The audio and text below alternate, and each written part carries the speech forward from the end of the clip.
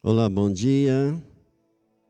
Quero saudar a igreja com a paz bendita, maravilhosa de nosso Senhor e Salvador, Cristo Jesus. Te convido a tomar a sua Bíblia no livro de Salomão, Eclesiastes, no capítulo 9. Nós vamos ler do verso 1 ao verso 10. Eclesiastes, capítulo 9, do 1 ao 10. Diz assim a palavra de Deus: Deveras me apliquei a todas estas coisas, para claramente entender tudo isto, que os justos e os sábios e os seus feitos estão nas mãos de Deus. E se é amor ou se é ódio que está à sua espera, não sabe o homem. Tudo lhe está oculto no futuro. Tudo sucede igualmente a todos. O mesmo sucede ao justo e ao perverso, ao bom, ao puro e ao impuro, tanto ao que sacrifica como ao que não sacrifica, ao bom como ao pecador, ao que jura como ao que teme o juramento. Este é o mal que há em tudo quanto se faz debaixo do sol. A todos sucede o mesmo. Também o coração dos homens está cheio de maldade. Nele há desvarios, enquanto vivem. Depois, rumo aos mortos. Para aquele que está entre os vivos, há esperança, porque mais vale um cão vivo do que um leão morto. Porque os vivos sabem que hão de morrer, mas os mortos não sabem coisa nenhuma.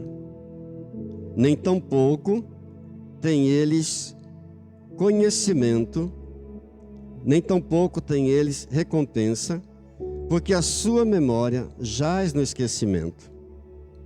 Amor, ódio, inveja, para eles já pereceram. Para sempre não têm eles parte em coisa alguma do que se faz debaixo do sol. Vai, pois, come com alegria o teu pão e bebe gostosamente o teu vinho, pois Deus já de antemão se agrada das tuas obras. Em todo o tempo sejam alvas as tuas vestes e jamais falte o óleo sobre a tua cabeça. Goza a vida com a mulher que amas, todos os dias de tua vida fugaz, os quais Deus te deu debaixo do sol. Porque esta é a tua porção nesta vida, pelo trabalho com que te afadigaste debaixo do sol.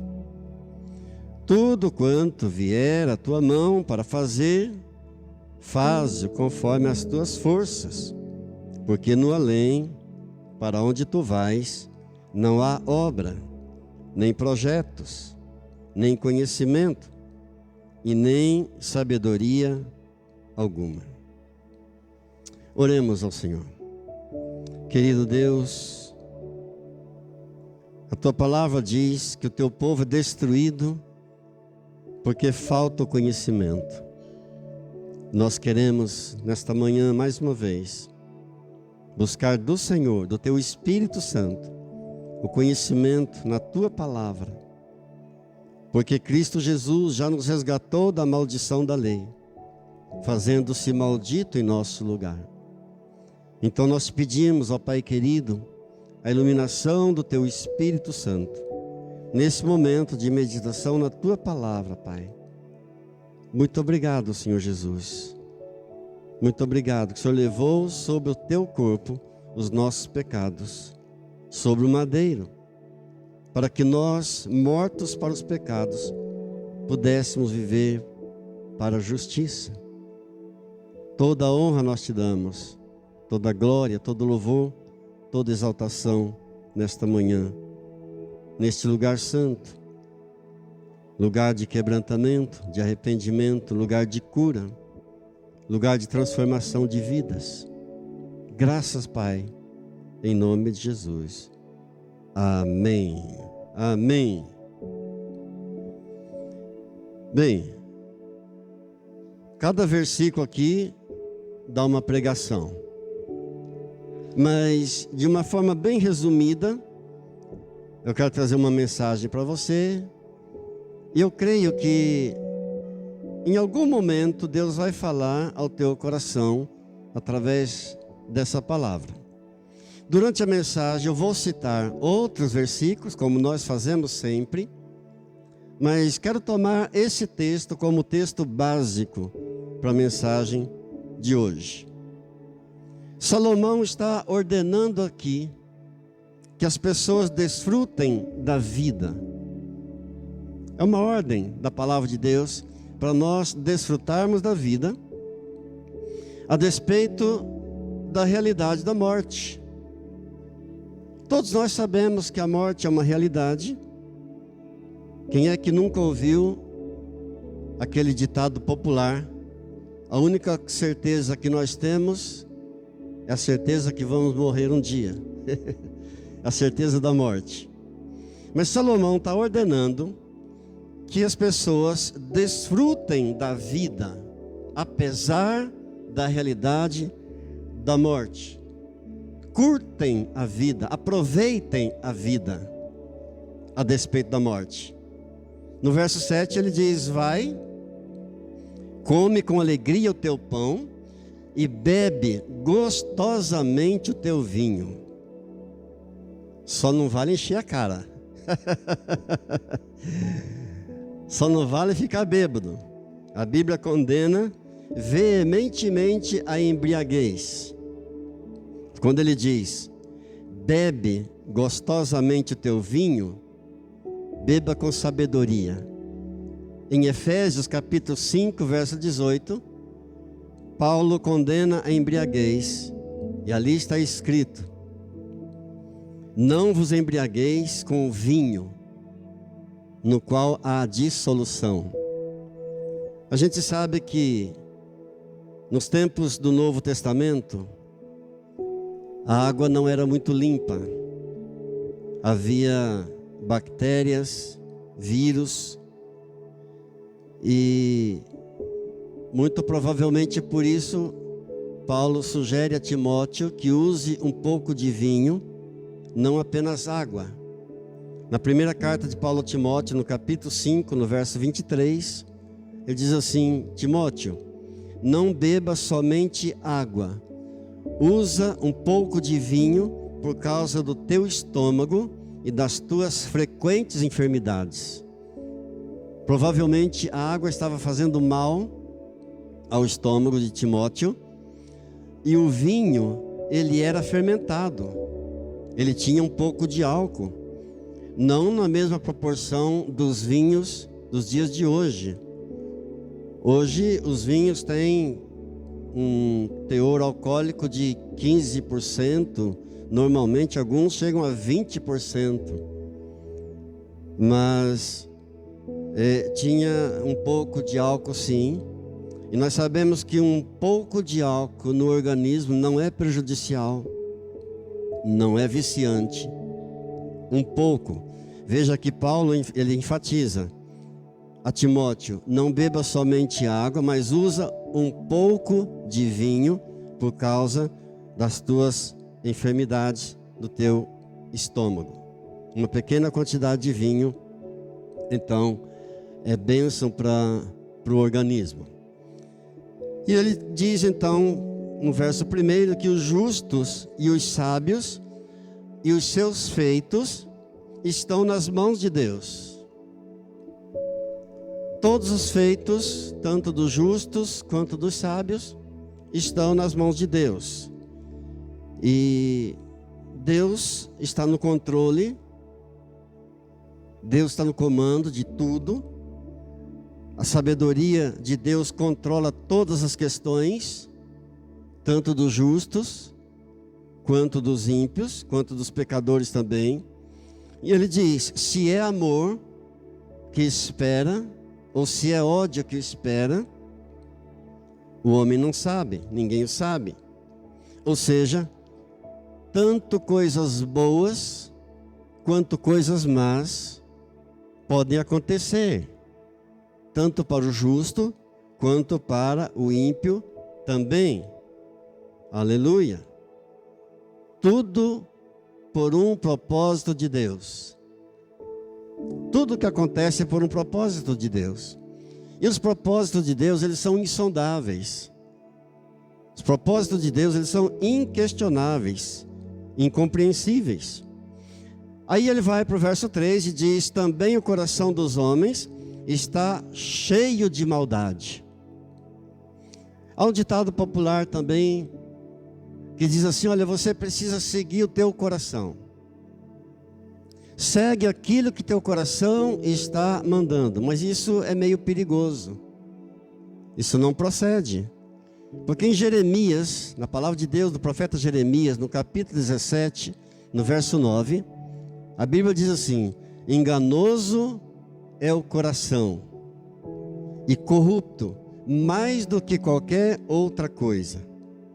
Enganoso é o coração mais do que todas as coisas e desesperadamente corrupto.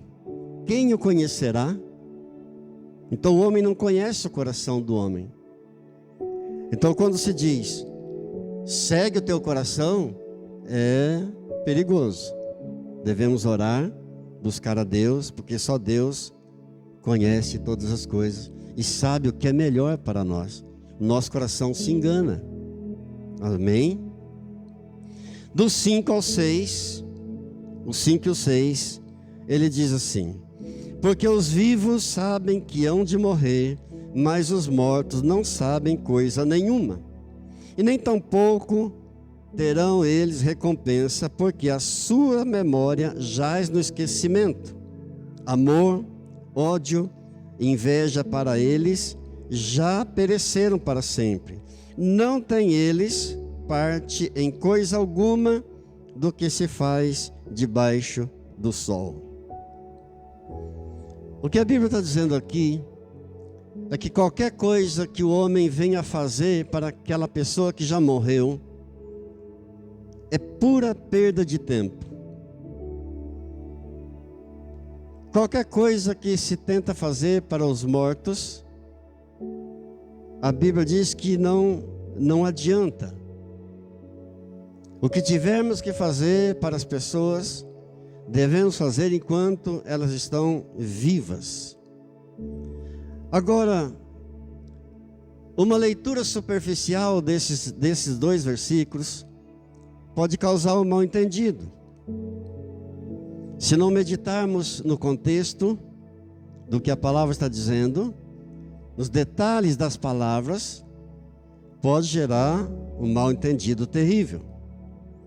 Por exemplo, será que os mortos estão inconscientes lá na eternidade? Será que não há amor para eles na eternidade? Será que não há recompensa para eles na eternidade? Claro que não. Isso não é verdade. Veja, preste atenção no que está dizendo a palavra. Porque os vivos sabem que hão de morrer, mas os mortos não sabem coisa nenhuma. Nem tampouco têm eles recompensa. Será que eles não têm recompensa mesmo? Porque a sua memória jaz no esquecimento. Amor, ódio, inveja para eles já pereceram, e para sempre não têm eles parte em coisa alguma do que se faz debaixo do sol. Eles não têm parte de coisa alguma do que se faz debaixo do sol. Ou seja, do ponto de vista da vida terrestre, não adianta fazer nada para os mortos aqui na terra, debaixo do sol. Os que já morreram não participam da nossa vida terrena, aqui, debaixo do sol. Lá na eternidade é outra coisa. Claro que lá eles estão conscientes. É claro que lá tem amor para eles. É claro que lá tem recompensa para eles. E uma certeza, olhando para a Bíblia, para a palavra de Deus, de que os mortos estão conscientes, é que o Senhor Jesus conta uma história no Evangelho de Lucas, no capítulo 16, em que morreu um homem que era muito rico e morreu um mendigo chamado Lázaro, que ficava mendigando à porta do rico e não recebia nada do homem rico. Os dois morreram. O homem rico foi para o inferno e o mendigo Lázaro foi para o céu. Mas o homem rico não foi para o inferno porque ele era rico. Ele foi para o inferno porque ele percebeu tarde demais que o propósito da vida dele, que Deus tinha para ele, era de abençoar as pessoas. Ele nunca deu nada àquele mendigo que ficava ali esmolando na porta dele.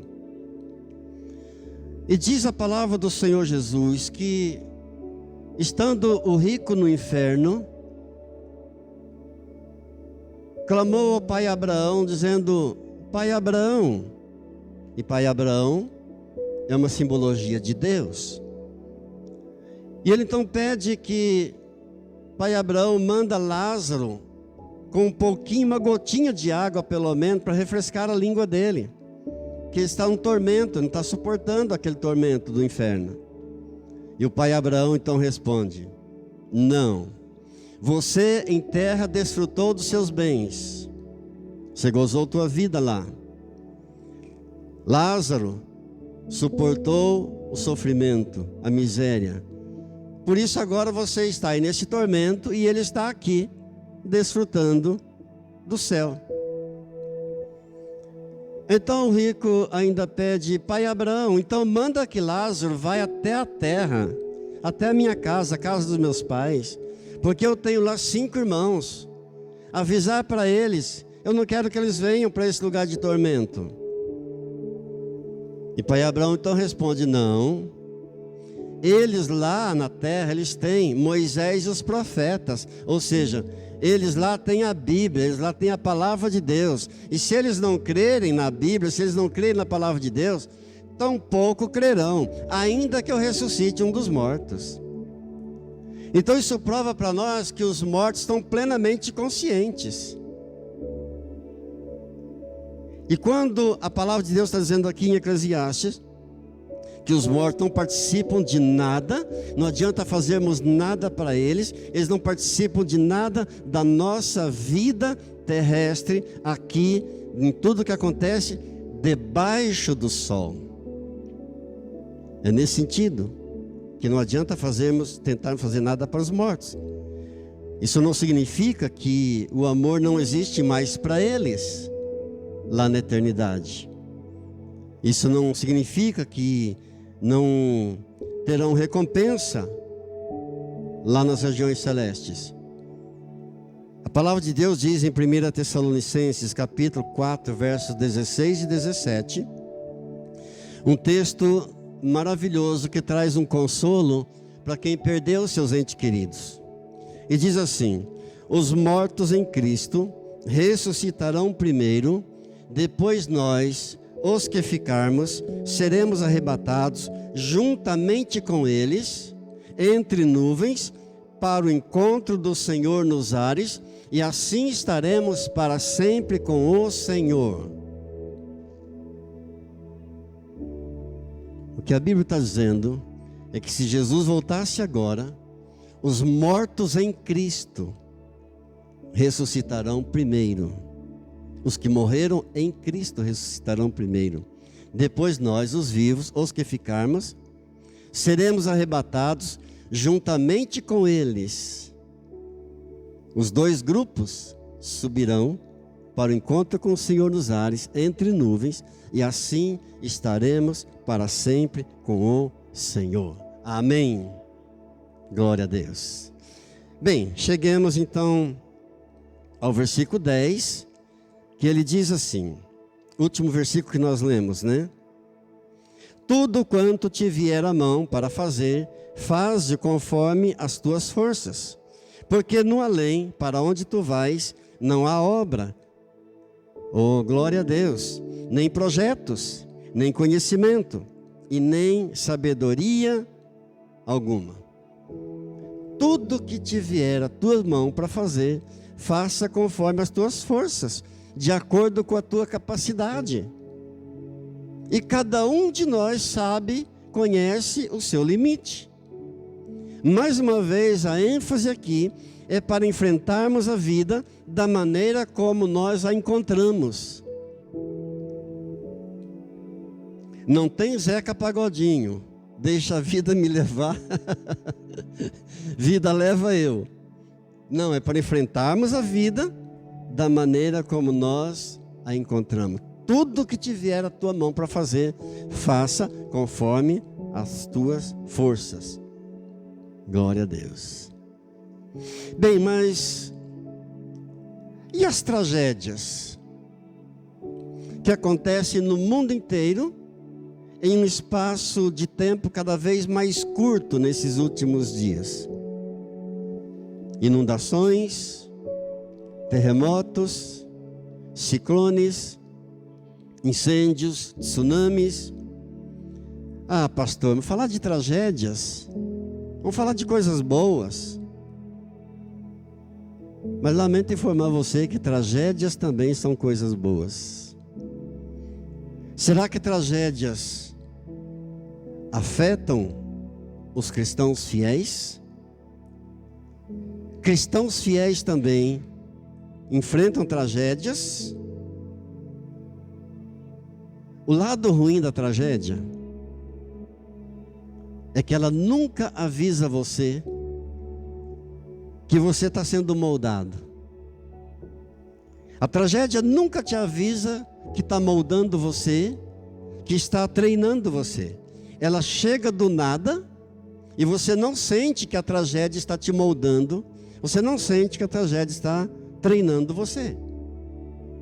Você só entende uma tragédia depois que ela passa. No momento da tragédia, tudo que você quer é se livrar dela.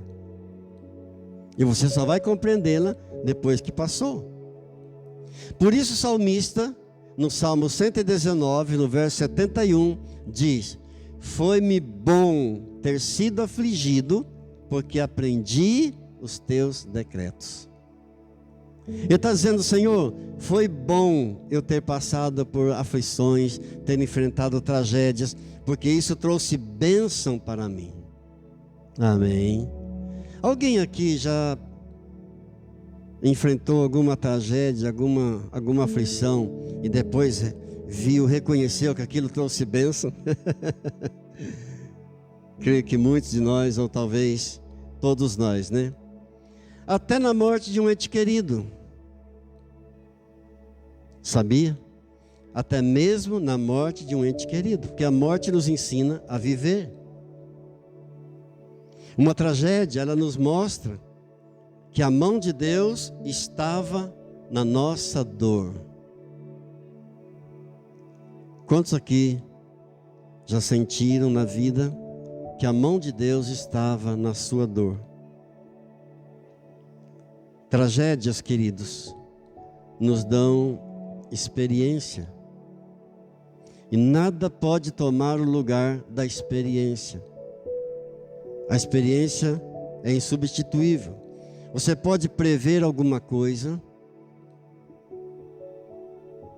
você pode imaginar alguma coisa, mas você pode até adiantar alguma coisa, mas tem certas coisas que você não pode ensinar enquanto você não passar por aquilo.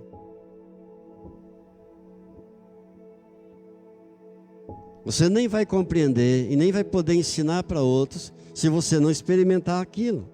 Tem certos processos na vida que você não pode entender enquanto não entrar nele.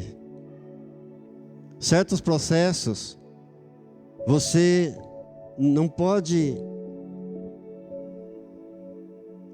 compreender se você não chorar nele. Você não pode entender determinado processo se você não cometer erros nele. Você não pode entender determinado processo se você não for derrubado nele. Se você não tentar fugir dele. Você descobre que a sua experiência muda o teu modo de pensar. Por isso a experiência é fundamental, insubstituível. A experiência muda a nossa ideologia. Sabia? Ela vai mudar o nosso modo de pensar. Você descobre pela experiência que muita coisa que você pensava não era da maneira como você pensava. Muita coisa que você achava que era certo, mas por falta de experiência, você percebe depois que não era. Por isso nós precisamos tomar muito cuidado ao passar para outras pessoas coisas que nós não experimentamos ainda. Coisas das quais eu não tenho experiência ainda, porque isso pode causar um dano terrível. Eu posso causar um dano terrível a uma outra pessoa ao passar para ela coisa que eu não experimentei ainda. Por exemplo, quem nunca casou, como pode falar sobre casamento para uma outra pessoa? Quem nunca criou filhos, nunca passou pela experiência de um casamento, de criar filhos, como é que vai ensinar algo? Ah, pastor, mas a pessoa pode estudar sobre casamento, pode pesquisar sobre casamento e sobre como criar filhos. Sim, pode. Mas nunca será como a experiência. Nada substitui a experiência. Paulo diz isso em 1 Coríntios 13, verso 11. Quando eu era menino, eu falava como menino, eu sentia como menino, eu pensava como menino. Mas quando cheguei a ser homem, eu desisti das coisas próprias de menino. Está falando do quê? De experiência na vida. Muitas vezes, no processo de esperar, Deus nos põe de molho. Pensa uma coisa difícil, é o processo da espera. E Deus muitas vezes nos coloca nele e nos deixa lá esperando. Queremos sair de uma situação. Você quer sair de uma situação, você quer resolver um problema para ontem e não resolve, não acontece. E Deus está deixando você de molho. E se nós não esperarmos o tempo certo de Deus, nós cometemos loucuras. Se não aprendermos a esperar o tempo certo de Deus, a gente faz bobagem. Quer um exemplo bíblico disso? Para mim, o maior exemplo bíblico disso foi Abraão. A promessa de Deus para Abraão é que ele gerasse um filho da sua esposa Sara.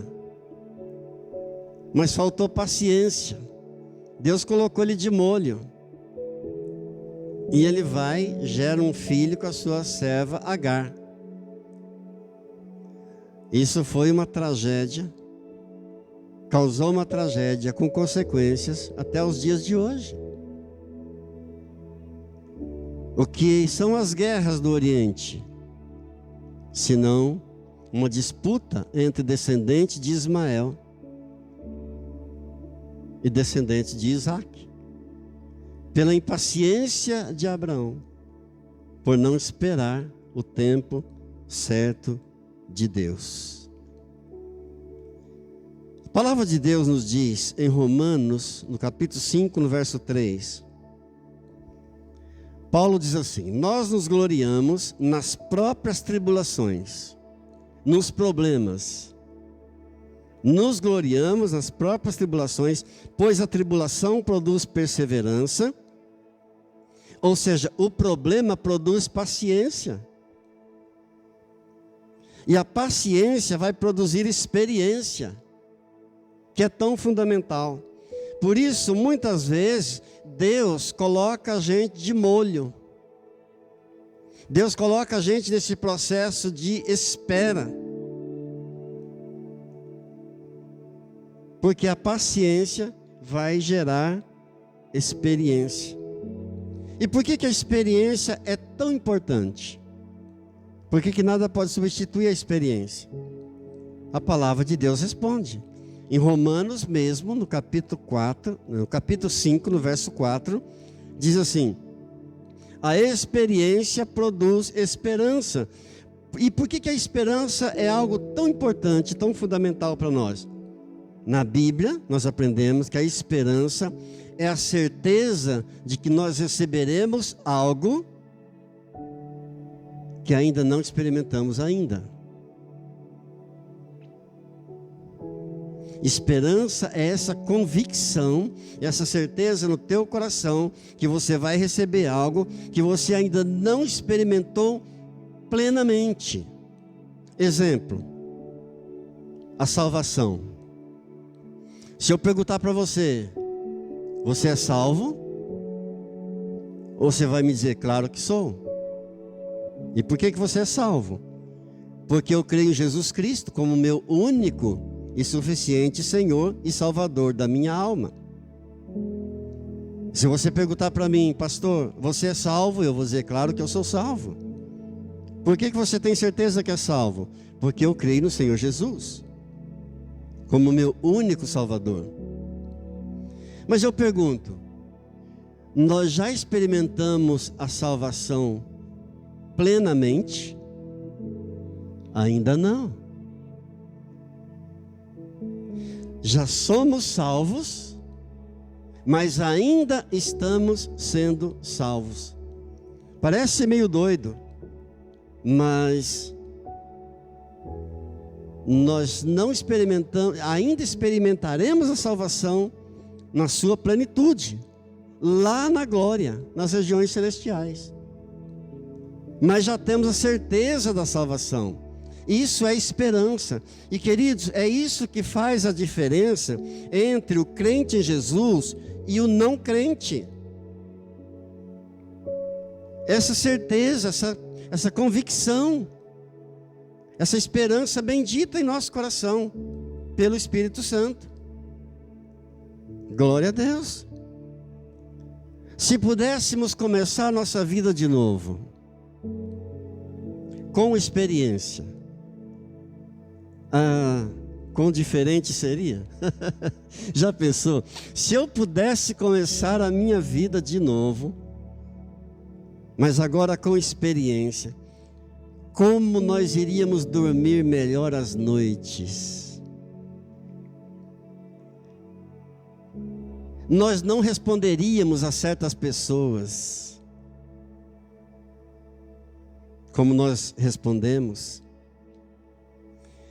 Quantas coisas nós sofremos, quantas coisas nos fizeram entristecer, quantas coisas nos fizeram chorar, por falta de experiência, por falta de esperança. Não tínhamos Cristo, então não tínhamos nem experiência nem esperança alguma.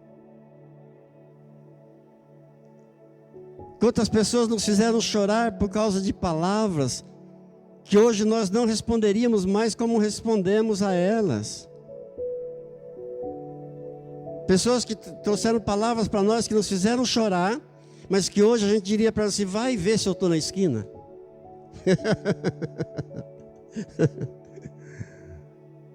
E nos fizeram chorar e perder noite de sono, porque não tínhamos a experiência. Quantas vezes eu fiquei sem dinheiro e me descabelei, achando que eu iria ter que morar debaixo da ponte. Quantas vezes me perguntei, será que um dia terei uma esposa? Será que um dia terei minha casa? Será que um dia eu vou criar filhos? Se fosse hoje, eu responderia para mim mesmo, vai sim, em nome de Jesus. Diga glória a Deus. Amém, queridos. Glória a Deus. Agora, Deus nos põe de molho para que ganhemos experiência, porque a experiência vai nos trazer esperança. Esperança é essa convicção de que nós receberemos algo que não experimentamos ainda plenamente, totalmente. E qual é a garantia de que nós receberemos essa recompensa? O livro de Ageu, no capítulo 2, no verso 9, fala de uma glória da segunda casa. E lá ele diz, a glória da segunda casa será maior do que a da primeira.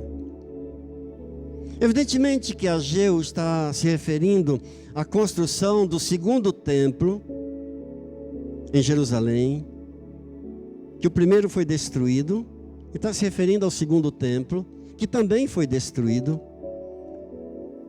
Mas ele está trazendo uma palavra de ânimo, dizendo, olha, a glória da segunda casa, do segundo templo, será maior, será melhor do que a glória da primeira. E nós podemos aplicar isso também a essa questão da herança bendita, dessa esperança bendita que nós temos, de que receberemos ainda aquilo que não experimentamos plenamente ainda.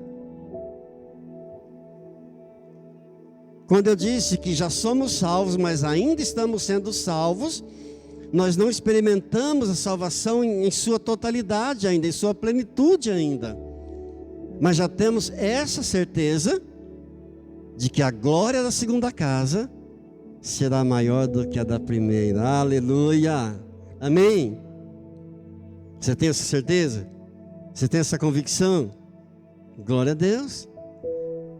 Tá bom, você poderia me perguntar, pastor, e qual é a garantia?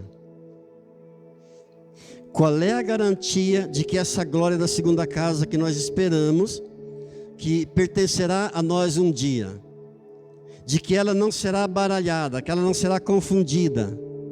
Qual é a garantia que ela não será frustrada? A própria Bíblia responde para nós em Romanos, capítulo 5, verso 5. Diz assim a palavra de Deus: a esperança não confunde, porque o amor de Deus é derramado em nosso coração pelo Espírito Santo que nos foi dado. Amém. Então não tem confusão. Nosso Deus não é Deus de confusão, nosso Deus é Deus de paz. E nós temos essa certeza, essa convicção pela palavra de Deus. A esperança não confunde, porque o amor de Deus é derramado em nosso coração pelo Espírito Santo que nos foi outorgado, que nos foi dado, que nos foi concedido. Louvado seja Deus. Diga graças a Deus. Queridos, graças a Deus pelas lutas. Glória a Deus pelas lutas que nos trazem experiência. E as experiências nos trazem esperança. Hoje, quando o inimigo nos ataca em alguma área, em algum ponto, nós podemos começar a dizer para ele quantas vezes Deus já nos livrou daquele tipo de ataque. Pela experiência que recebemos, pela esperança bendita que temos. Louvado seja Deus. Graças a Deus pelo doloroso processo de ter que esperar o tempo de Deus. Graças a Deus pelo doloroso processo de ter que lutar para conquistar as coisas. Porque uma coisa tão perigosa é você receber algo que você não conquistou. Porque quando você recebe algo que você não conquistou, você não valoriza, você não luta para defender aquilo. Mas quando você conquistou, você lutou, você batalhou para conquistar, você não vai deixar que ninguém te tome aquilo. Porque você sabe quanto te custou aquilo. Teu esforço, tua dedicação, teu trabalho. Você não vai deixar ninguém te roubar aquilo. Quem está entendendo, diga glória a Deus. As pessoas falam da sua conquista, até parabenizam você. Olha, que legal onde você chegou e tal. Parabéns. Você é vencedor. Mas elas não falam e não se lembram do quanto você batalhou para chegar onde chegou. Elas não falam do que você sofreu, do que você teve que suar, que você teve que batalhar para conquistar aquilo que você conquistou. O verso 10, o último verso que nós lemos, está dizendo: tudo quanto te vier à mão para fazer, faze conforme as tuas forças. Ou seja, a Bíblia está dizendo, vai batalhar.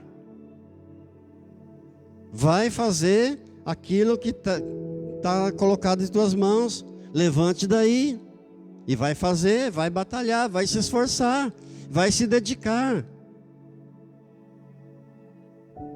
E quando você teve que lutar, você teve que batalhar para conquistar, você não vai deixar ninguém te tomar. Salomão faz um apelo aqui na palavra. A palavra de Deus faz um apelo aqui, para sermos diligentes e evitarmos a preguiça. E ele diz em Provérbios, no capítulo 6, no verso 6, vai ter com a formiga, ó preguiçoso. Vai aprender com a formiga. Você não vê uma formiguinha passeando por aí no inverno. No inverno ela está recolhida na casinha dela. Porque no verão ela batalhou para guardar, para armazenar, para não ter falta no inverno. A Bíblia é maravilhosa. E faz até uma analogia desse humilde mundo dos insetos com os seres humanos. Vai ter com a formiga o preguiçoso. Bem, eu preciso terminar.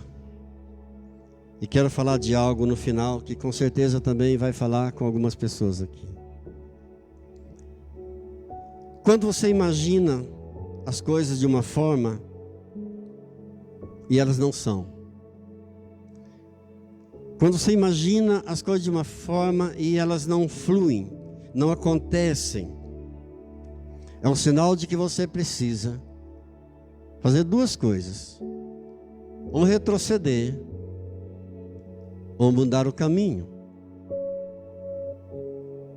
ou voltar atrás, ou mudar a direção, mesmo quando tudo está parecendo que é de Deus. Querem um exemplo bíblico disso? Em Atos dos Apóstolos, no capítulo 16, no verso 6, Paulo e seus companheiros estão indo para a Ásia, para uma região da Ásia, pregar o Evangelho. E diz ali a Bíblia, de que eles foram impedidos pelo Espírito Santo de irem pregar o Evangelho na Ásia. Não foi pelo diabo. Foram impedidos pelo Espírito Santo. Tem alguma coisa errada em pregar o Evangelho na Ásia ou em qualquer outro lugar? Claro que não. Mas não era de Deus. Não era o tempo de Deus. Não era uma direção de Deus. Nós temos um outro exemplo em Lucas. Sabe o que Paulo fez com seus companheiros? Foi pregar numa outra região. Um outro exemplo em Lucas, no capítulo 4. O Senhor Jesus, ele é expulso de Nazaré. Depois de pregar, falar a verdade na sinagoga, a cidade onde ele cresceu, ele foi expulso dali. Dali ele foi para o monte do precipício, não muito longe de Nazaré. E ali no monte do precipício, uma multidão enfurecida queria lançar Jesus despenhadeiro abaixo. E ele mudou de direção, ele fugiu dali, mudou o caminho, foi para Cafarnaum, e lá ele continuou o seu ministério. Mudou o caminho, mudou a direção. Até Jesus, o Senhor dos senhores, o Deus dos deuses, teve que fazer uma mudança do seu caminho um dia. Talvez você, não sei, agora não é com você e Deus. Talvez você tenha percebido algo na sua vida que não está fluindo. Parece que é de Deus, mas não está acontecendo. Quem sabe você precisa tirar um tempo com o Senhor, para ver se você precisa retroceder, voltar atrás. E se tiver que fazer isso, não tenha vergonha, não tenha medo de retroceder. Ou talvez você tenha que mudar a direção. Muitas vezes nós achamos que estamos no centro da vontade de Deus e de repente não estamos. Isaías, capítulo 55, verso 8, Deus diz assim: os meus pensamentos não são os vossos pensamentos. Os vossos caminhos não são os meus caminhos. Assim como os céus são mais altos do que a terra, assim os meus caminhos são mais altos do que os vossos caminhos. E os meus pensamentos são mais altos do que os vossos pensamentos.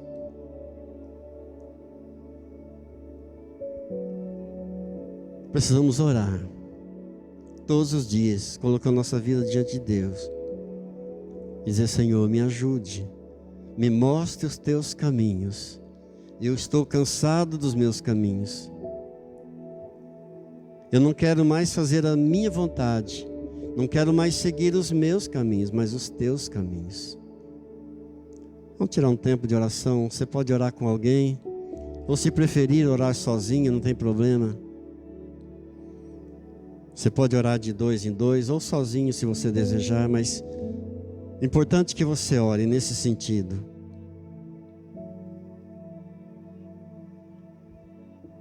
Pai Santo, Pai querido, só o Senhor nos dá o conhecimento verdadeiro. O coração do homem é enganoso, é corrupto. Senhor, tem misericórdia de nós, tem misericórdia de mim. Eu não quero mais fazer a minha vontade, não quero mais andar nos meus caminhos, mas quero seguir a tua vontade e andar nos teus caminhos. E assim eu sei que a tua luz romperá como a alva. Assim eu sei que a tua cura brotará e a tua justiça irá diante da tua face. E assim, Deus, a tua glória será a minha retaguarda, será a minha segurança, será o meu consolo. Eu preciso, Senhor, dessa certeza, dessa convicção de que estou andando nos teus caminhos. Oh, Jesus querido, a tua palavra diz que o Senhor deseja que tudo vá bem conosco. O Senhor deseja o melhor para os teus filhos, que tenham saúde, assim como a alma também vá bem. Por isso, Senhor, estamos aqui derramando nesta manhã nossa alma, nosso coração, no teu altar, na tua presença, numa dependência completa, numa dependência total do Senhor, da direção do teu Espírito Santo. Ajuda-nos, ó Deus. Ajuda-nos, ó Deus. Fala, Deus, em cada coração nesta hora. Mostra, Deus, onde temos errado. Mostra, Deus, aonde temos acertado. Mostra, Deus, os próximos desafios. Consagramos a Ti, Senhor. Nosso futuro está nas Tuas mãos. Todos os nossos atos estão nas Tuas mãos. O Senhor tem o domínio, o controle de todas as coisas.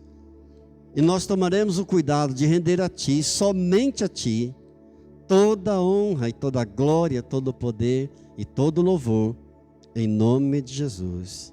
Amém. Amém. Deus, em nome de Jesus, consagro a Ti cada lar e cada família aqui representada. Oh Deus, essa semana que inicia, consagro mais uma vez a Ti e abençoo. Profetizo um novo tempo, tempo de paz, de bênção, de alegria, de mudança de rota, tempo de espera, de paciência, de certeza, de confiança, de experiência, de esperança.